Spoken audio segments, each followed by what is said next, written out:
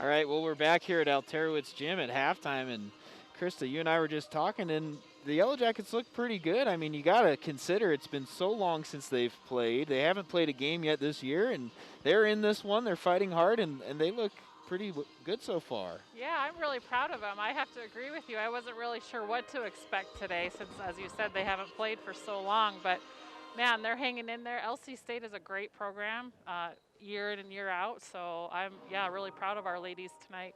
And before we get to our interview, you got to comment their head coach, one of your former coaches. Yes. That's kind of an exciting thing. I know you saw him yesterday during shooter, and talk about that a little bit. Yeah, so Coach Brian Orr, the head coach for LC State, was the assistant coach here at MSUB back in 98, 99, my junior and senior year, and the year we did make it to the Elite Eight, NCAA Division II Elite Eight, so it's really fun to see him.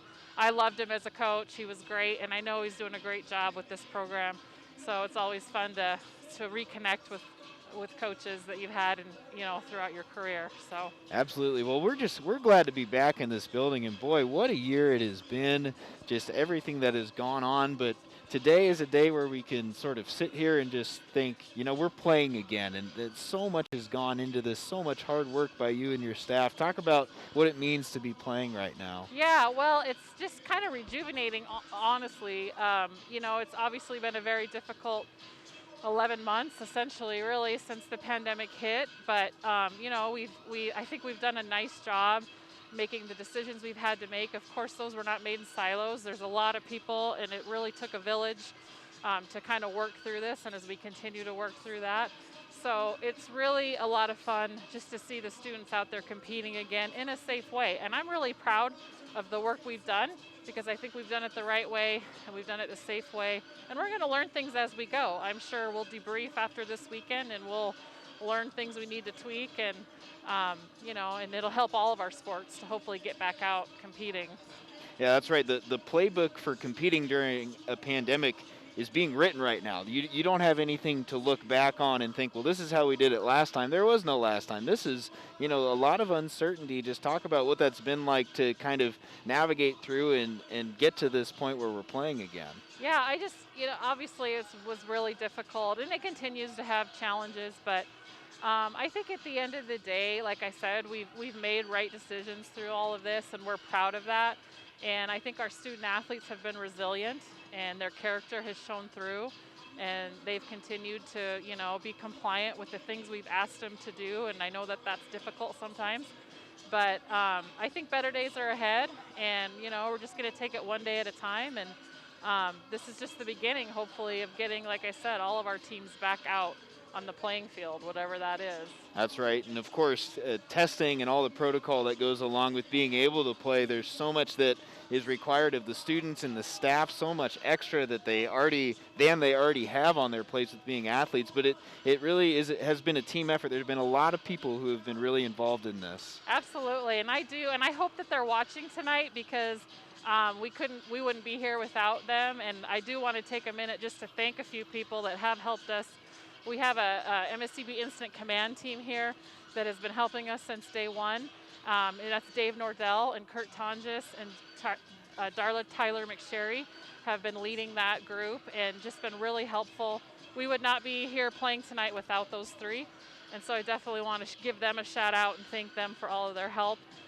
We also have a partnership with Flex Family Health, and that has allowed us to do some testing that has kind of accelerated our competition and practice plans. So we really appreciate Cole Whitmoyer and Flex Family for their help. And then right here, we're really proud we announced this week that on our own campus, we're going to have a testing lab right here on our own campus. And that's going to be run by David Butler and Cody Walters. They're going to be our lab techs. And I want to thank them too, because a lot of people are kind of putting their real jobs aside to help us, get back out there and just to help the university to move forward. So I definitely want to thank all of those people.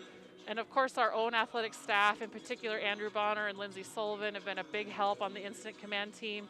And then our new chancellor, Stephanie Hickswa, has been a big help too. She hasn't been here very long, but she's been very supportive, and she knows the importance that this is for our student athletes. So I just want to thank everybody that's been involved. It has taken a village, that's for sure. Yeah, we couldn't have done it on our own, and we continue to need the support. And unable to have events. The scholarship dinner auction you couldn't have in person this year, but we've really continued to rely on the corporate partners and the donors, and just want to reiterate, couldn't do it without them as well. Yeah, absolutely. For the most part, our support, people that normally support us financially have not stepped away.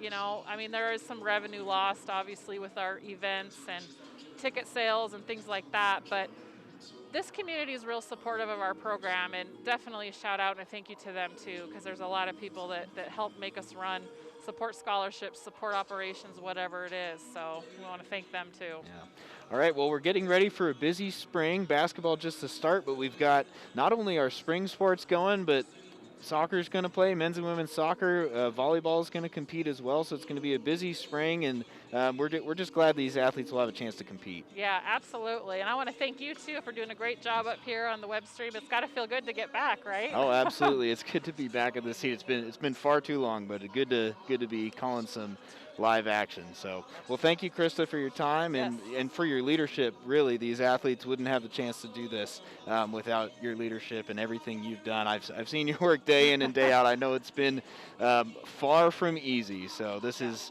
just a nice, result of being able to get things up and running. So thank you. And Krista Montague, our athletic director. And we'll take a quick break and be back with some first half stats for you in just a minute.